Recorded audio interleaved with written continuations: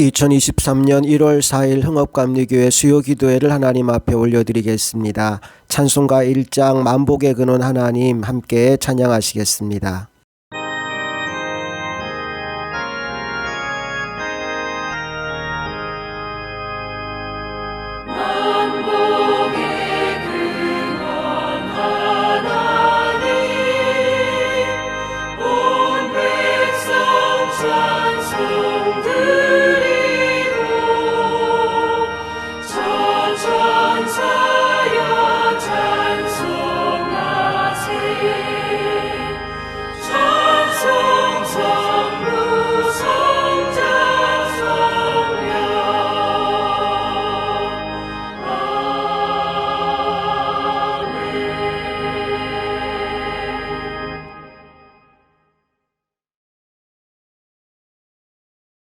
사도신경으로 신앙 고백합니다.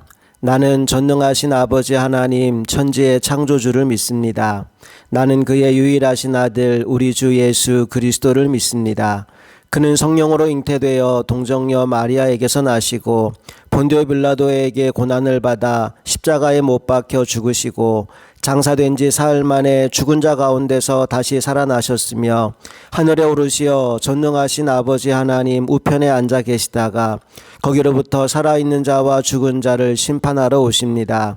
나는 성령을 믿으며 거룩한 공교회와 성도의 교제와 죄를 용서받는 것과 몸의 부활과 영생을 믿습니다. 아멘.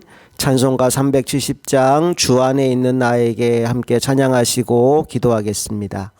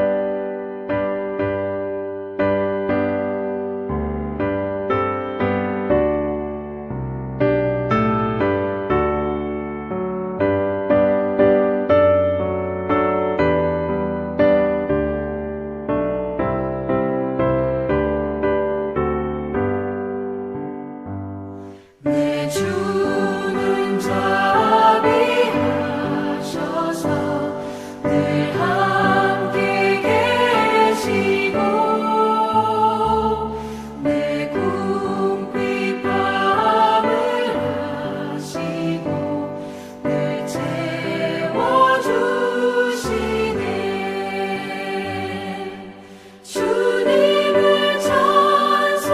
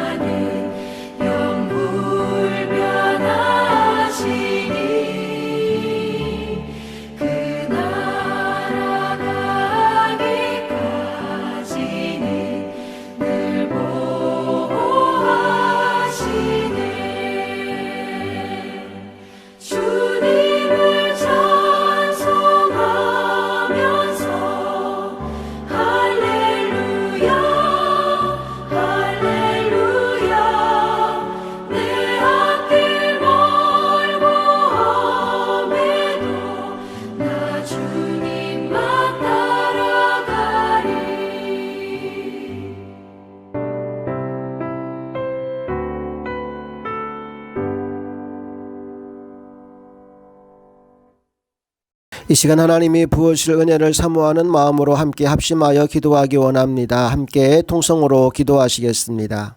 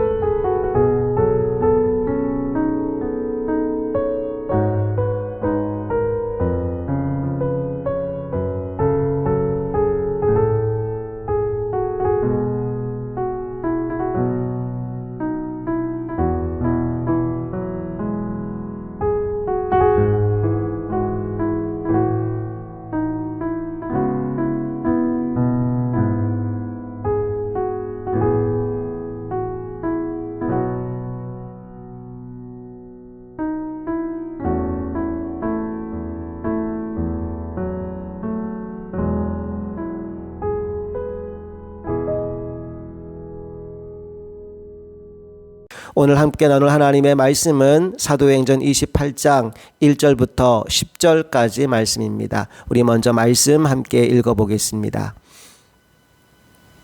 우리가 구조된 후에 앉은 그 섬은 멜리데라 하더라. 비가 오고 날이 참해 원주민들이 우리에게 특별한 동정을 하여 불을 피워 우리를 다 영접하더라. 바울이 나무 한 묶음을 거두어 불에 넣으니 뜨거움으로 말미암아 독사가 나와 그 손을 물고 있는지라. 원주민들이 이 짐승이 그 손에 매달려 있음을 보고 서로 말하되 진실로 이 사람은 살인한 자로다. 바다에서는 구조를 받았으나 공의가 그를 살지 못하게 함이로다 하더니 바울이 그 짐승을 불에 떨어버림에 조금도 상함이 없더라. 그들이 그가 붙든지 혹은 갑자기 쓰러져 죽을 줄로 기다렸다가 오래 기다려도 그에게 아무 이상이 없음을 보고 돌이켜 생각하여 말하되 그를 신이라 하더라. 이 섬에서 가장 높은 사람 부블리오라 하는 이가 그 근처에 토지가 있는지라. 그가 우리를 영접하여 사흘이나 친절히 머물게 하더니 부블리오의 부친이 열병과 이질에 걸려 누워있거늘 바울이 들어가서 기도하고 그에게 안수하여 낫게 하매 이러므로 섬 가운데 다른 병든 사람들이 와서 고침을 받고 후한 예로 우리를 대접하고 떠날 때 우리 쓸 것을 배에 실었더라. 아멘. 오늘은 연결이라는 제목으로 하나님 말씀을 나누겠습니다. 우리는 지금 답이 없는 시대를 살아갑니다. 마치 유라굴로 광풍을 만나서 살 소망이 없어진 276명의 사람들처럼 앞이 보이지 않는 깜깜한 코로나 팬데믹 시대를 살아가고 있습니다.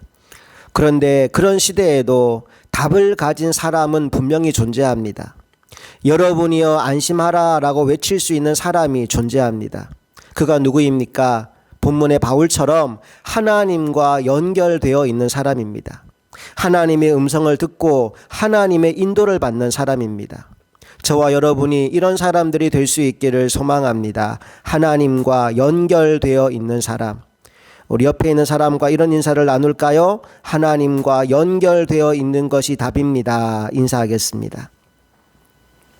지난주에 바울은 풍랑 가운데서 하나님의 음성을 들었고 그들이 모두 살게 될 것이라는 예언을 했습니다.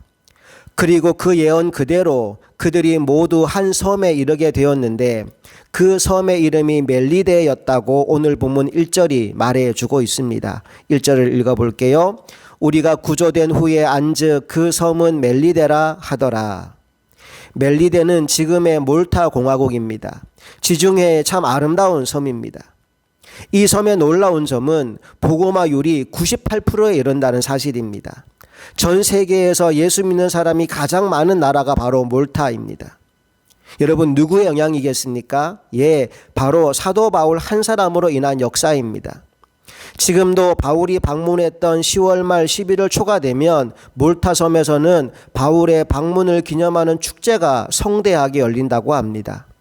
한 사람의 영향력이, 하나님과 연결되어 있는 한 사람의 영향력이 이렇게 어마어마한 것이지요.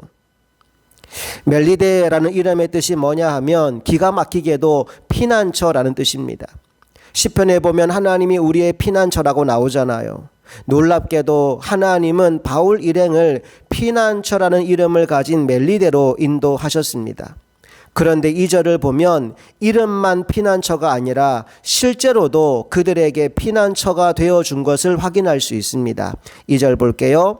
비가 오고 날이 참해 원주민들이 우리에게 특별한 동정을 하여 불을 피워 우리를 다 영접하더라. 낯선 사람들이 방문했는데 그 원주민들이 너무나도 따뜻하게 맞아주는 것입니다. 특별한 동정을 베풀어서 불도 피워주고 우리를 다 영접했다라고 말합니다. 바울이 뭘 느꼈을까요? 여호와 이레의 하나님이 우리를 위해서 이 모든 것을 예비해 주셨구나. 사랑하는 성도 여러분, 여러분의 인생 가운데서도 놀라운 것을 준비하시는 여호와 이레의 하나님을 경험하며 살아가게 되실 수 있기를 간절히 소망합니다. 이제 3절을 봅니다.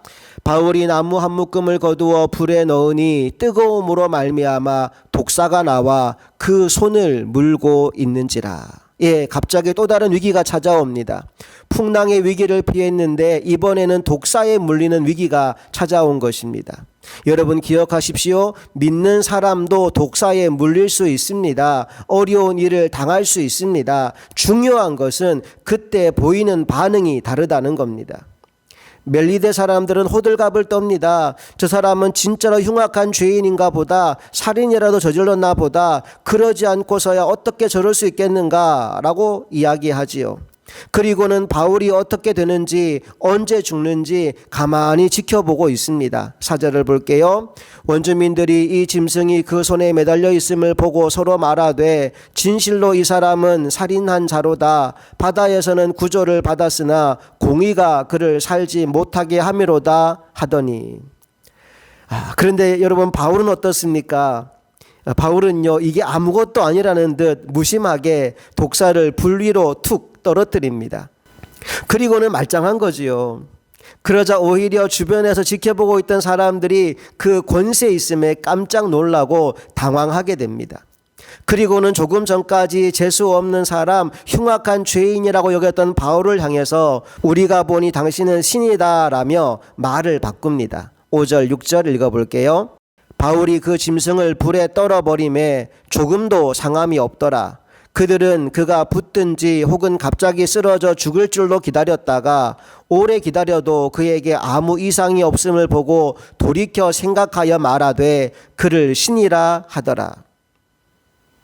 여러분, 우리는 살면서 위기가 없으면 좋겠다, 어려운 일이 안 생기면 좋겠다라는 생각을 많이 합니다. 그건 저도 마찬가지입니다. 그런데 사실 인생의 위기는 피할 수가 없습니다. 어렵고 힘든 일은 누구에게든 언제든 찾아올 수 있습니다. 중요한 것은 그 힘들고 어려운 시기를 믿음으로 잘 극복해냈을 때 개인적으로는 성장과 성숙이 이루어지게 되고 외부적으로는 다른 이들에게 선한 영향력을 끼칠 수 있는 기회가 만들어지게 된다는 것입니다. 우리가 유라굴로 광풍 때도 보지 않았습니까? 광풍이 오기 전에는 백부장이 바울의 말에 전혀 관심을 기울이지 않았습니다. 선장의 말, 선주의 말만 들었습니다. 그런데 바울의 예언대로 광풍을 만나고 나니 이후로는 바울의 입에서 떨어지는 말에만 주목하고 있는 것입니다. 그 풍랑 한가운데서 하나님과 연결되어 있으니 놀라운 영향력이 생기더라는 것입니다.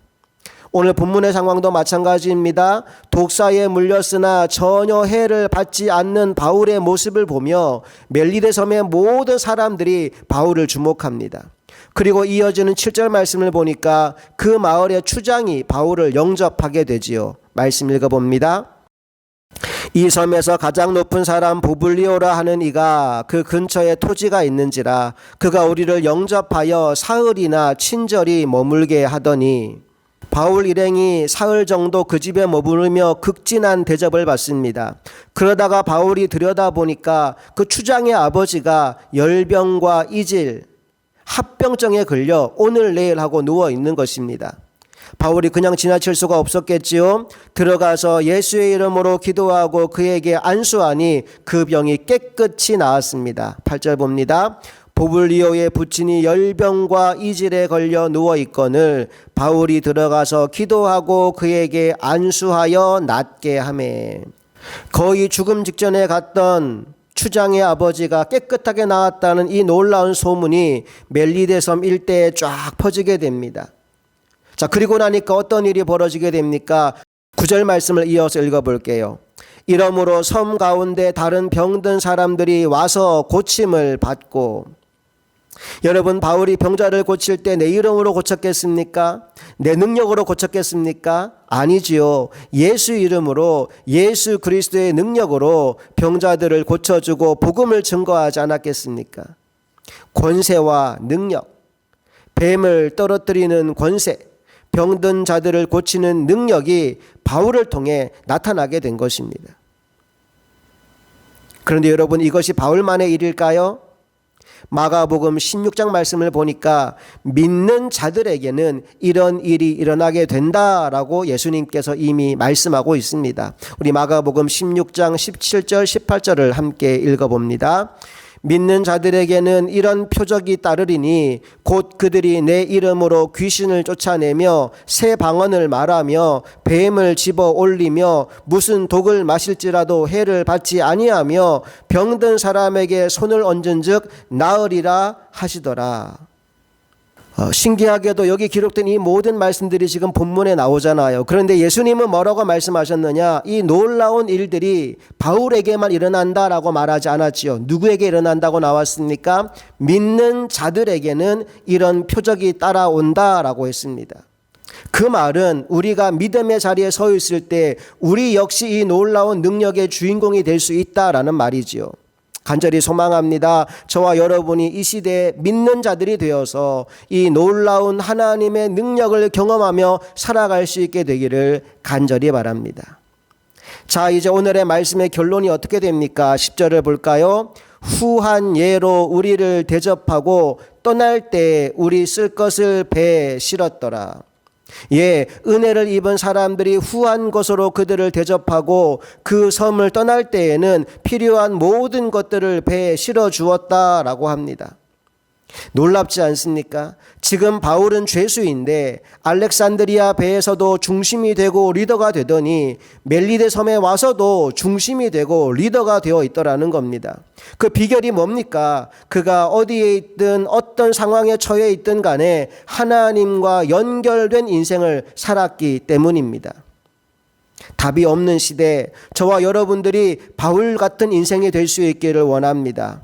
어디에서 무엇을 하든지 하나님과 연결되어서 하나님의 살아계심을 세상에 보여주고 진정한 해답을 제시해 줄 수 있는 믿음의 사람들이 다 될 수 있기를 간절히 바랍니다. 함께 기도하겠습니다. 좋으신 아버지 하나님, 우리는 지금 답이 없는 깜깜한 어둠의 시기를 지나갑니다. 그러나 그 속에서도 하나님과 연결된 사람이 희망임을 오늘 본문을 통해 다시 한번 깨닫게 됩니다. 하나님과 연결된 바울이 그 어둠의 시기에 지도자가 되어 리더가 되어 많은 사람들을 생명의 길로 이끌었듯이 우리들도 믿음의 사람이 되어 많은 사람을 살리고 회복시키는 하나님의 도구로 쓰임받게 하여 주시옵소서. 우리 주 예수 그리스도의 이름으로 간절히 기도합니다. 아멘. 함께 찬송가 438장 내 영혼이 은총 입어 찬양하시겠습니다.